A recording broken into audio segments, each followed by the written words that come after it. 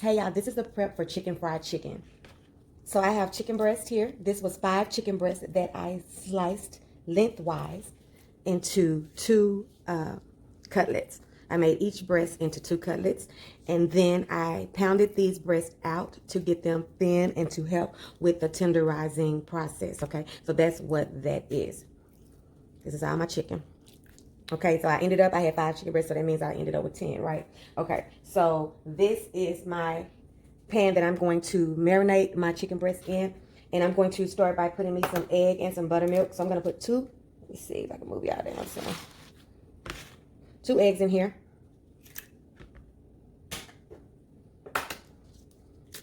Okay. And I'm going to put enough buttermilk in here to cover my chicken. This is, I think, a quart of buttermilk. And I'll probably use almost all of this.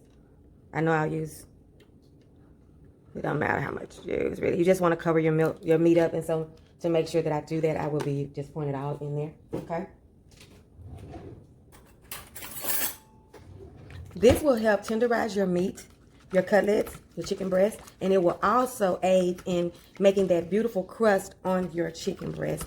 And it allows to me, takes out the need for you to feel like you need to double coat your chicken, okay? This is gonna give you that beautiful, kind of bubbly crust that we like on our fried chicken, okay? That's why I do this.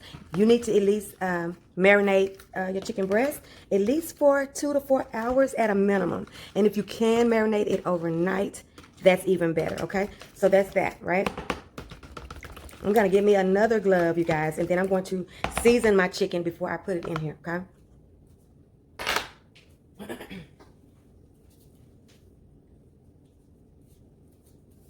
Okay? And I'll be just seasoning basically with my favorite 4: salt, pepper, onion powder, garlic powder, and I'm going to also be using some Knorr's chicken seasoning, okay? Your seasoning is up to you, you guys, but just make sure, because it's chicken, that you do season it well. I season my chicken, and I also season my flour, because, you know, chicken is just, you have to season it, or you just have some crispy, beautiful food, but the taste won't be what you want it to be, okay?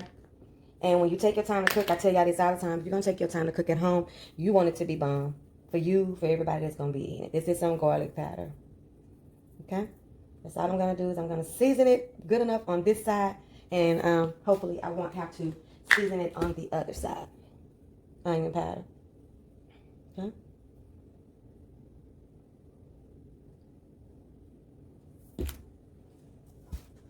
White salt. Also serves as a tenderizer, you guys. This is for both sides, okay? And Knorr's chicken seasoning. Okay. I always have clumps because it's just like a bouillon broken down into a seasoning. That's what that is. And then some white pepper.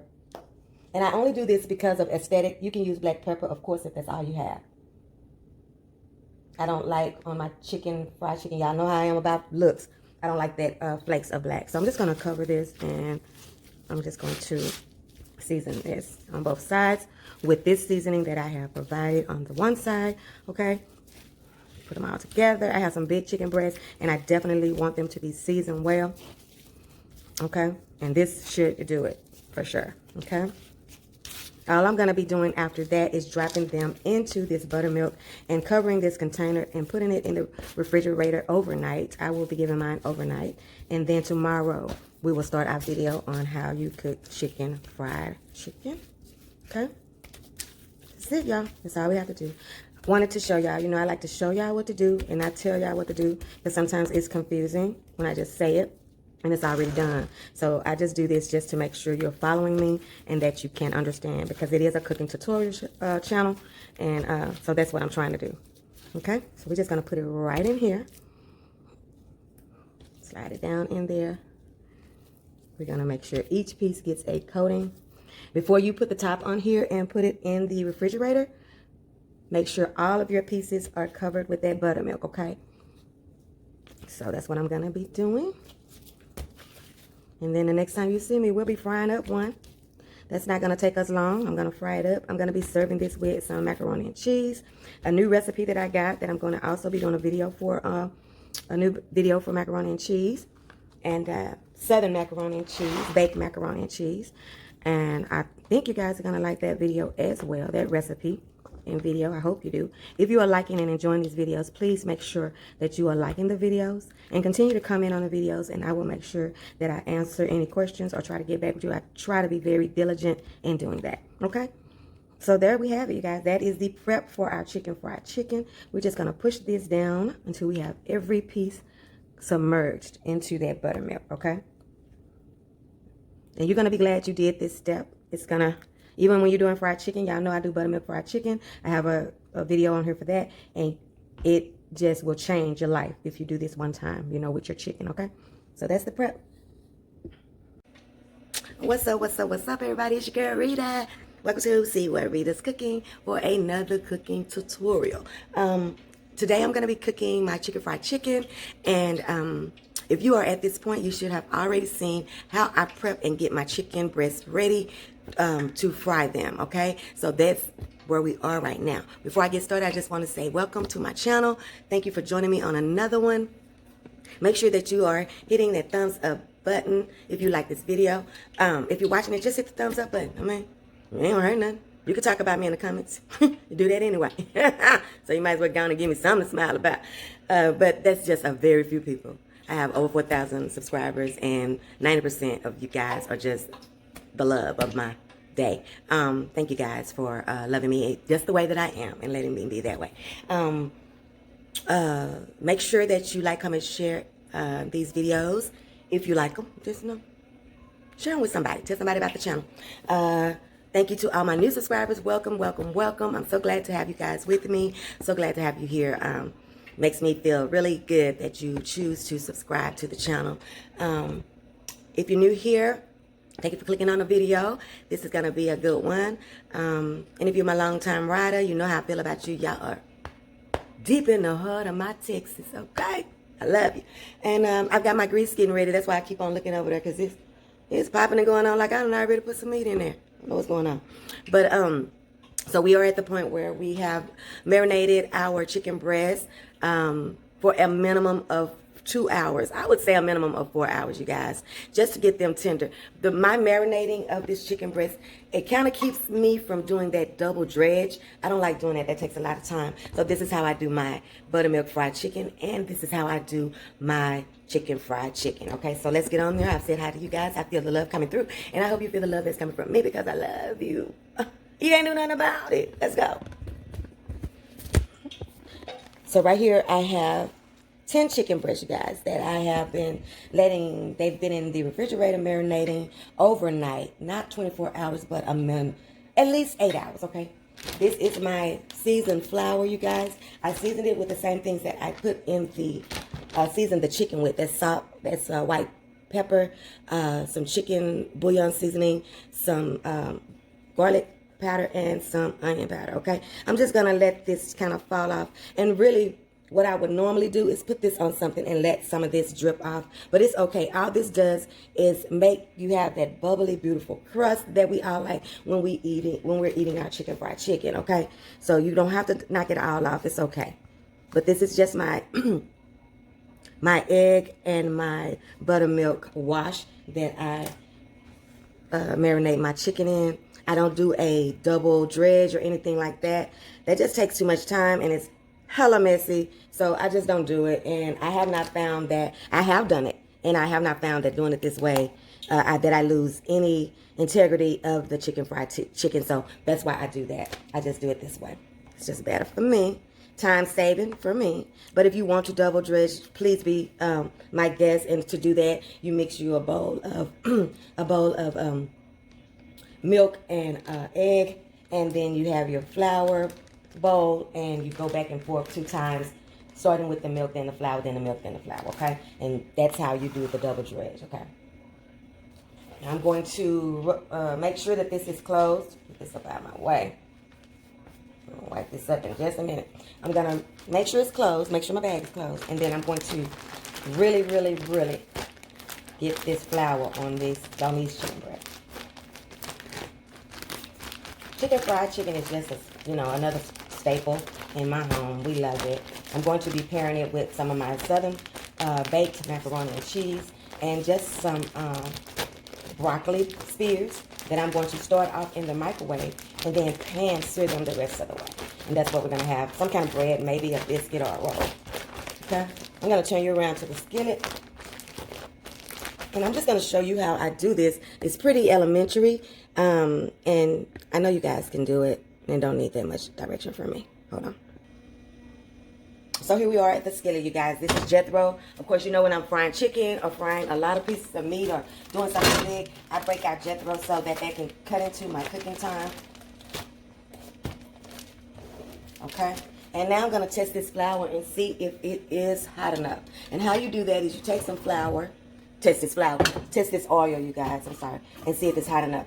I'm going to be frying in a combination of canola and vegetable oil today. When it disappears like that, your oil is hot enough.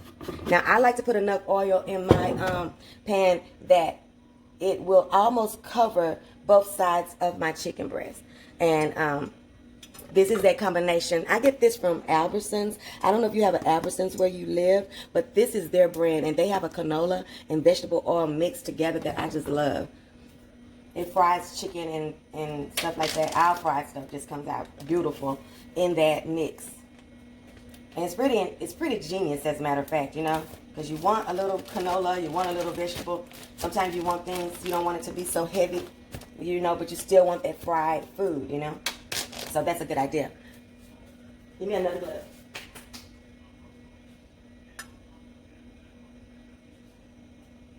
Now you want your your heat to be hot, but you don't want your pan smoking because you don't want to get that dark color on your meat, okay? But at the same time, you want it done, okay? So, and you got all this crust, so you have to make sure that you are getting everything in there that you like, that you need, getting it hot enough to cook through that crust, hot enough to cook the meat on the inside. I have my, like I said, on a medium high. So for me, that's between 6 and 7 on my stove. And I have a gas top. Okay. And I'm just still making sure that you don't want to see no meat, okay? You want to see only flour. Flour on the meat. You don't want to see no actual meat. So that's why I try to go down to the bottom of my bag and move that meat around in there so that I'm getting only pieces that have all that flour on there, okay? Now, like I said, you can do the double dredge, but I just don't. I've done it probably a couple of times just to say that I did it just like they do it at the restaurant. But most of the times I will start with this egg and buttermilk base and let it sit in there, and it gives me just what I'm looking for, okay? So let me throw these around a few more seconds in this flour, and then we're going to start frying. Okay, so I got them floured up like I want them. Okay. So these are some pretty good sized ones too. It was like I said, 5 large chicken breasts that I sliced, and then I, first of all, I cleaned the chicken, okay? And then I sliced my cutlets up, and I pounded them out, okay? Then I seasoned them. Then I put them in my buttermilk egg marinade overnight, okay? These are going to take about 4 to 5 minutes on each side, so about 8 to 10 minutes to cook in total. Remember, these are chicken breasts with no skin, no bones, and things of that nature. And then they're pounded out thin, so it takes a little bit less time for you to cook these chicken breasts when they're in this, when they're like this, okay? Takes less time. It don't take the time that it would for a big old chicken breast with bone in and skin on it. And drudge, and your drudge on it, okay? So this will take less time. Okay.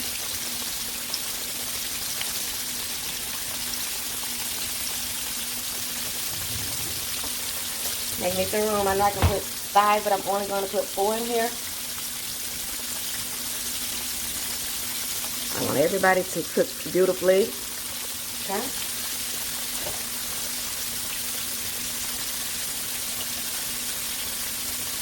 Okay. Make sure your pan is even right there, like that. Okay. And as soon as I get me some, let's get this side brown. I'll let you guys see. Look at these beautiful things, honey.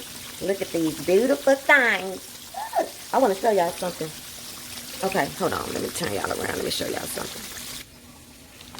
I want to show you how your flour gets. Can you see that there are these little like chunks in here?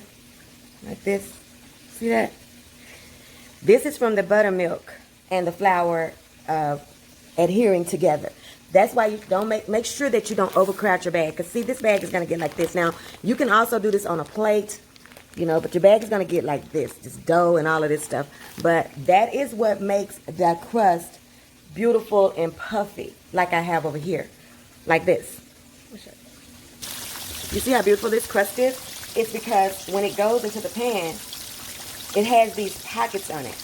You see those pockets and those pieces of flour and buttermilk? That is what gets into that skillet and gives you that puffiness on your chicken fried chicken, and just makes it what we're used to when we go get it from the restaurant. Okay. Now these are some big ones, and like I said, I'm gonna do like 5 minutes on each side.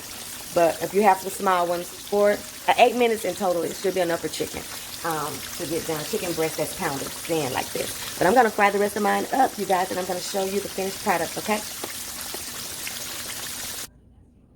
All right, check it out. Look at this beautiful chicken fried chicken, y'all.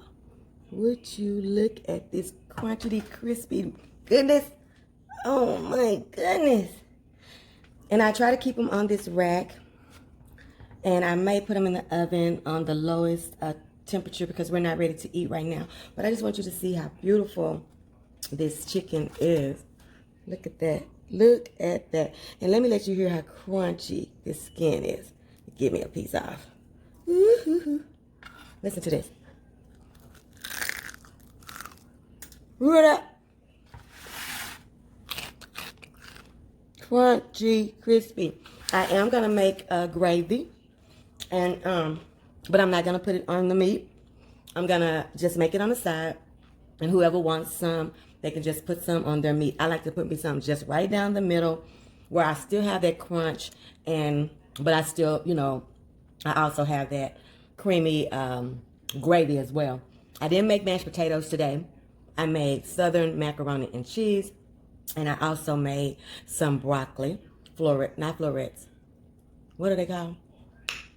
The long ones. I don't know right now, chat. I'm too into this. But I want you guys to try this recipe. I promise you, you will see how easy it is and how good it fries up at home. And you will not go to Luby's. You won't go to Cracker Barrel. You will go to your kitchen and make you some.